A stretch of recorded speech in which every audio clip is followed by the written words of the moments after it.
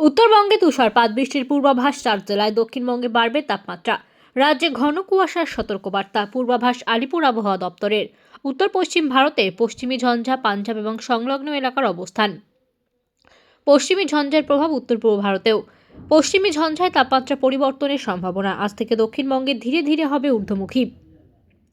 শুক্রবার থেকে রবিবার পর্যন্ত বাড়বে তাপমাত্রা। তারপর 2-3 দিন একই রকম থাকবে আবহাওয়া।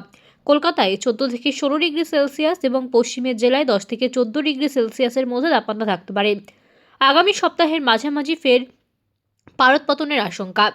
2 থেকে 3 ডিগ্রি সেলসিয়াস তাপমাত্রা কমবে বৃহস্পতিবার।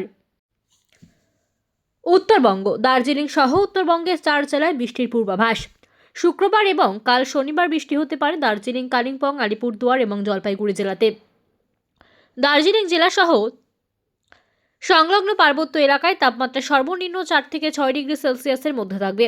পার্বত্য এলাকা এবং ওপরের দিকে 5 জেলাতে তাপমাত্রা 9 থেকে 12 ডিগ্রি সেলসিয়াসের মধ্যে থাকবে। মালদা এবং সংলগ্ন জেলাতে অর্থাৎ উত্তরবঙ্গের নিচের দিকে 12 থেকে 14 ডিগ্রি সেলসিয়াসের মধ্যে থাকবে তাপমাত্রা। কলকাতায় কিছুটা তাপমাত্রা বাড়ল। কনকনে ঠান্ডার সাময়িক বিরতি, মূলত শুষ্ক আবহাওয়া। বৃষ্টির কোনো সম্ভাবনা নেই। আগামী 48 ঘন্টায় বাড়বে তাপমাত্রা। তারপর 2-3 দিন একই রকম থাকবে। বৃহস্পতিবার থেকে ফের কমবে তাপমাত্রা, অনুমান আবহাওয়া দপ্তরের। কলকাতার তাপমান আজ সর্বনিম্ন তাপমাত্রা 13.1 ডিগ্রি। গতকাল দিনের সর্বোচ্চ তাপমাত্রা ছিল 22.6 ডিগ্রি। বাতাসে জলীয় বাষ্পের পরিমাণ, আপেক্ষিক আর্দ্রতা 50 থেকে 96%।